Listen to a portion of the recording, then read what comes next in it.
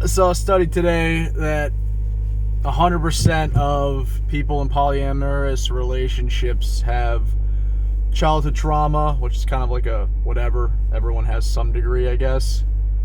But the thing stuck out and said that like half of the people, it's 50 freaking percent, are either borderline or narcissists. And I can't remember if it said traits or not, because I mean that's stats for you. It's like the show traits. It's like you can basically say that about everybody. But it did make me. It was something I was thinking about last night for some reason, so I decided to do a video about it. Whatever. Yeah, so it's something I've been thinking about in my experience with it. Doing ethically. Oh shit! I almost hit my fucking neighbor. Ethically non-monogamy. Jesus. Imagine talking about this. I almost hit my neighbor. And yeah, I mean, the reason I looked it up the stats is because I was just like, wait a minute, like everyone stopped doing it all at once. Everyone's hearts were broken. Everything fell apart in my town, and the people I know that were doing it for the most part, especially people my age. The older generations tend to, there is a value on like, I'm sorry, there's a sexual marketplace value, and as you get older, like things change, and when you're young and you have like all this access, it's like, it's a different, it's like people that are, I'm sorry, this is gonna come off fucked up, but it's true, like, and this is not even where I was planning to go with the video, but I just, that's my brain. We're all accepting it here together on this YouTube's, the tangentalness, but I see people that are like, I don't know, I'm sorry, morbidly obese people that are poly. But I'm sorry, but to them they don't, that's mean. But that's not going to mean the same thing. Like, I don't know, just like men being poly isn't going to mean the same thing as women being poly. You go fuck 50 guys and I fuck one girl, that's not cool. And that's just how it's going to end up every freaking time. But anyway, yeah, so I wanted to talk about specifically narcissism. Just cluster B, right? Like, if Peterson's right, and I think he is, that it's like, yeah, what if I am, dating a psychopath, and then, I'm a good person, but we're, we do a lot of sexually deviant things, or we like, whatever, like, that's not even what Peterson said. He said that, if you're, I think you're specifically talking about men, but as far as like a one-night guy does one-night stands, he's like, that's a psychopath. And it's like, well, what if you're not, you practice what you become. I'm paraphrasing, but more or less that. And I kind of agree. It's like, I used to think I had a lot of narcissistic traits. We all kind of do. I definitely had some, really have bad codependency, whatever, but I think I was with the psychopath and like full bore, and things that that's that all-consuming love, that toxic relationship, that's kind of what it's based on, is that kind of like excitement, right? And I think that you can kind of lose yourself even if you're not technically that type of person. So it's like the question arises, and this is the point, this is the purpose of the video, is like, is it just bad? I mean, this is my contention with a lot of things nowadays, is like, it's not conservatism, it's pragmatism in 2025. Like, are things a net negative for society? Like, I don't know. Are we talking about religion? Like, I have this argument with my roommate all the time. He's got the best, atheist agnostic position I've ever heard, and he always gets me reeled back into agreeing with him. But I also kind of mic drop him, and I think I'm winning in my mind, although I'm not usually as articulate as him. Oh my god, this guy's walking the street. But like, if if something is a net negative, it doesn't matter, like, if like, there's, like, logic can only take you so far, and that's his position. He's one of those logical, analytical, as far as logic goes, like, stoic, least neurotic people. And it's like, to me, it's like one of those things where if it's true that humanity is, if it's true that a constant in humanity will always be an ebbs and flows, and paganism and more religious and whatever in the world, and I mean, it's hard to have absolutes, but for the sake of argument, if you could say that humanity will always create religion, like, you could argue woke culture is a form of religion. Certain people, when you need something, you have to, I think it's part of being a human is to think outside of yourself in a healthy way, to help someone else, and if there's no one to help, helping, thinking outside of yourself. So a higher power in that sense. And if it's true that the masses will always need that, it's like the majority of people need that at all times, let's say, for the sake of argument, in society, doesn't that prove God exists? Like, the idea, not God, but Santa Claus, whatever, the universe, call it whatever the hell you want, a higher power. Like, that's when I break things down as far as I can go. And then, of course, he has something to say, but I'm getting way off topic here. But I guess in the framing of this conversation, I guess morality and polyamory, sex, like, which I guess you're gonna link to religion and stuff, but I'm not.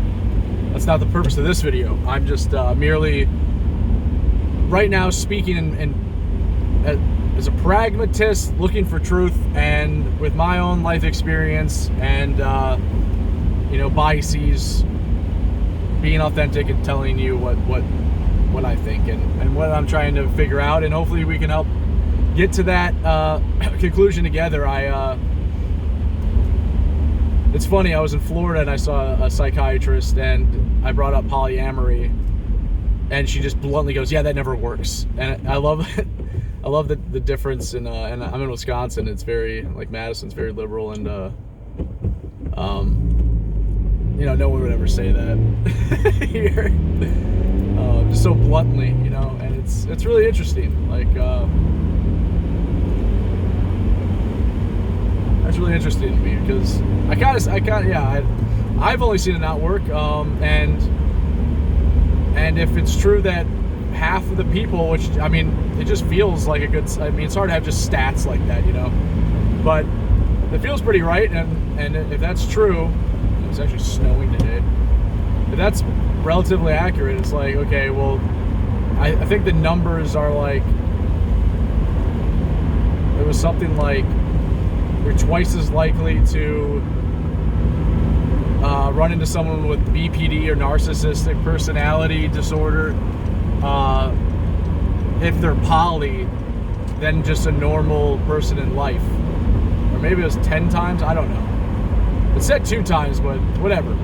And it's like, yeah, if you're more likely to run into someone who's essentially toxic and has a personality disorder. Toxic, I guess you can't jump to that conclusion. Toxic happens in the act, not in the disorder. So I should say that. But someone that can have potentially, has a personality disorder, like, maybe, assuming they're not using it as a superpower every day, and they're not a saint, and they're not doing the work to heal and go into therapy, I think it's pretty evident and pretty clear that they're a propensity for destructive behaviors, and especially if it's more like antisocial personality, because then it's like you got the sadistic end, and then you take that into the whole BDSM, which usually is intertwined into polyamory.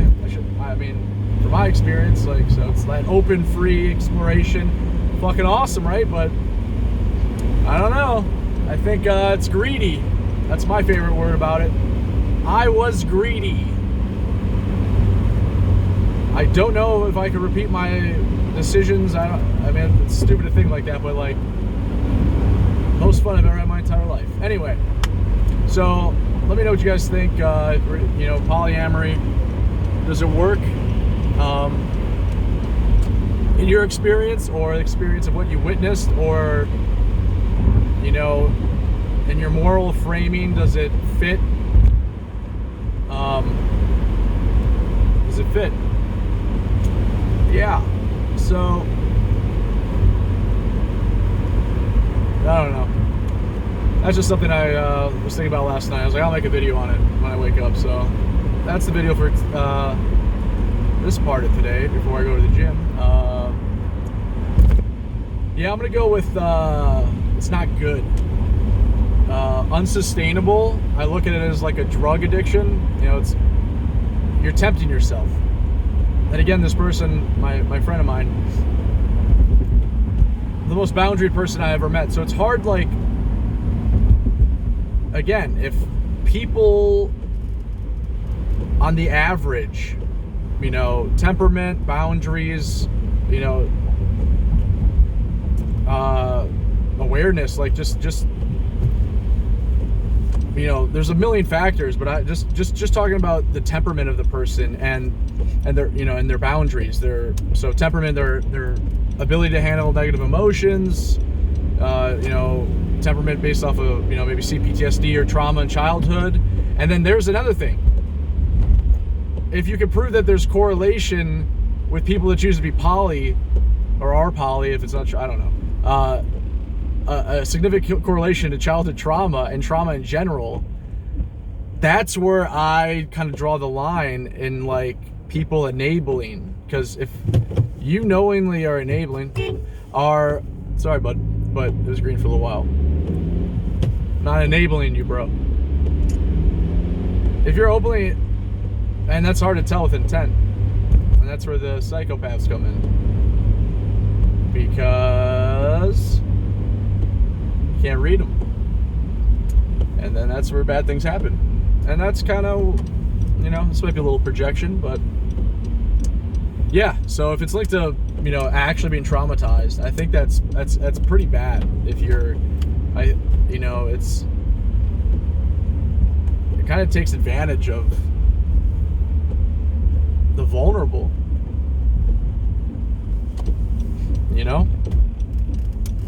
and these people aren't saints. No one's a saint, and people have needs, and it's like, no one wants to be a prude. That's no fun. But I think degeneracy is it's a perfect word to describe pathways of pathology, potential pathologies, and potential, potential for just going down a road that's not good. Your ADHD, your CPTSD, like, you have, like, there's a lot of compulsive people, and I don't like calling alcoholism and drug addiction a disease, because it kind of takes power away. But there is a certain point in which I do not believe a person, like, it's just like somebody who hasn't dealt with, like, an eating disorder or anything, that, like, it's all linked to essentially, like, doing healing, doing work to, like, figure out the root cause of why a behavior is manifesting. And something like addiction is, yes, I do believe you cannot stop at a certain point. There is a wound that is so deep that, I mean, it is, fuck, there's some people, I think they can have wounds that are so deep that they'll never be healed. And that's not, never say never, but there is very bad forces in the world, and to make it worse with, this, I went way dark, but yeah, I'm here at the breakfast place. Yeah, let me know what you guys think about it. Is it evil? Is it unhealthy? Where is it on the spectrum for you? Polyamory and these open relationships and stuff. Do you know anyone who's gotten away with it long term?